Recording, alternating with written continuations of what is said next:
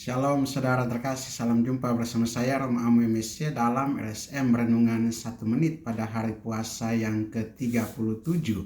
Semoga Anda tetap semangat dalam berpuasa, terutama dalam pekan suci ini pada hari Rabu dalam pekan suci. Kiranya kita senantiasa semakin dekat dalam misteri sengsara, wafat dan kebangkitan Kristus. Dan bagi kita sekalian, saat-saat ini adalah saat-saat untuk merenungkan kedekatan relasi kita dengan Yesus. Tema kita pada kesempatan ini diambil dari Injil Yohanes pasal 26 ayat 14-25 tentang Yudas yang mengkhianati Yesus dengan tema pengkhianatan. Saudara, pengkhianatan menjadi sesuatu hal yang sangat merusak dalam satu persekutuan atau dalam satu perkumpulan atau satu kelompok.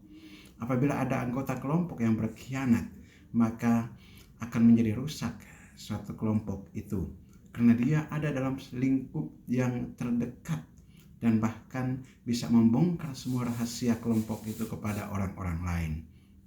Pengkhianatan juga dilakukan barangkali dengan ketidakpuasan atas sesuatu yang terjadi dalam kelompok, dan dia mau memisahkan diri, lalu kemudian mau menjatuhkan kelompoknya sendiri.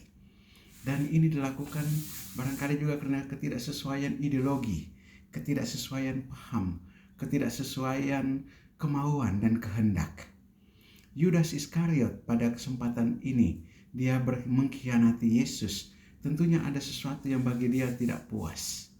Dia punya pandangan, punya pendirian, tetapi juga punya kerinduan akan Yesus sebagai Mesias yang membebaskan bangsa Israel dari penjajahan Romawi secara fisik, Mesias secara fisik.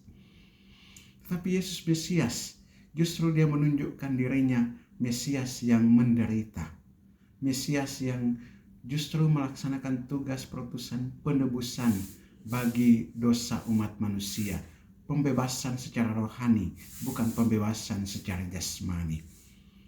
Karena ketidakpuasan ini juga, dan hal ini ditangkap oleh ahli-ahli Taurat, orang-orang Farisi dan tua-tua agama Yahudi, dan mereka memanfaatkan kesempatan ini untuk menangkap Yesus dengan membayar 30 uang perak kepada Yudas untuk menyerahkan Yesus kepada mereka.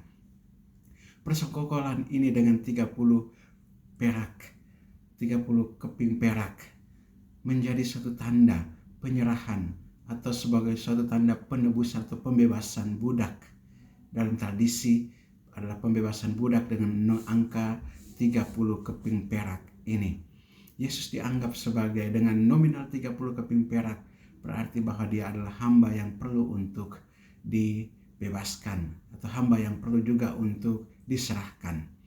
Saudara, berapapun nilainya dalam satu transaksi dalam pengkhianatan, tetapi sikap mengkhianati itu sendiri adalah satu sikap yang membuat kita sangat-sangat tidak elok.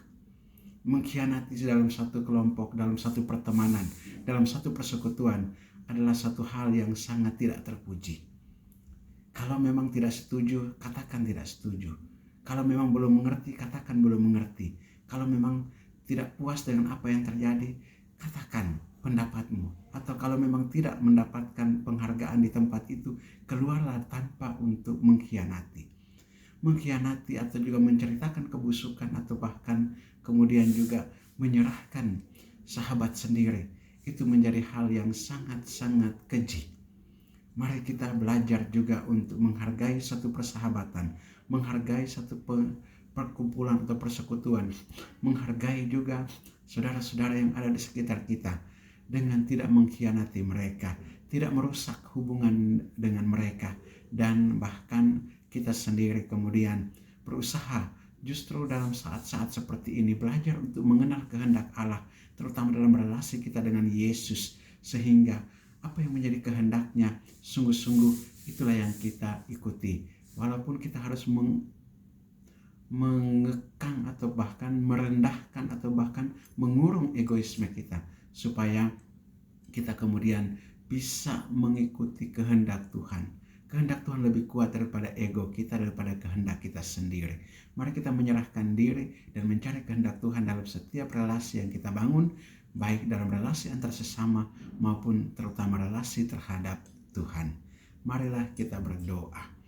Allah Bapa kami, ajarlah kami untuk membuka hati kami bagi kehendak-Mu, sehingga kami betul-betul memahami kehendak-Mu dan mengikuti kehendak-Mu tanpa mengkhianati Engkau, tanpa mengkhianati Yesus Putra-Mu, tanpa mengkhianati persekutuan dalam jemaat umat beriman yang ada di sekitar kami, tanpa mengkhianati persekutuan dalam keluarga-keluarga kami. Buatlah kami untuk saling menghargai satu sama lain dan kemudian satu sama lain saling mendukung dalam upaya untuk saling mendekatkan diri kami dengan Dikau. Kiranya juga Tuhan, dalam hari-hari ini kami senantiasa semakin dekat dengan Yesus yang sengsara, wafat dan bangkit, sehingga relasi kami dengan Dikau kembali dipulihkan berkat penebusan yang dibawa oleh Yesus Kristus Putra-Mu, Tuhan dan Juru Selamat kami, yang hidup dan berkuasa bersama Dikau dalam persatuan dengan Roh Kudus Allah sepanjang segala masa. Amin. Berkat Allah yang Maha Kuasa turun dan tinggal atas saudara sekalian, Bapa dan Putra dan Roh Kudus. Amin. Saudara terkasih, apabila Anda berkenan dengan renungan ini dan belum subscribe channel ini, silakan Anda subscribe dan klik tanda lonceng untuk mendapatkan update renungan ini setiap hari. Dan bagi saudara-saudara yang hendak memberikan komentar, apresiasi, catatan, masukan, silahkan memberikan komentar di kolom komentar channel ini, ataupun memasukkan wujud-wujud doa, silahkan dituliskan di kolom komentar. Saya bantu dalam doa-doa saya. Dan bagi saudara-saudara yang hendak membagikan renungan ini kepada saudara-saudara kita yang lain, silahkan dibagikan agar menjadi berkat bagi mereka. Tetap semangat dalam hari-hari puasa di saat-saat akhir dari masa prapaskah ini.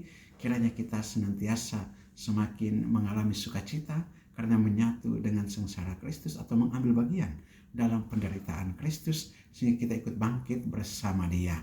Tuhan memberkati.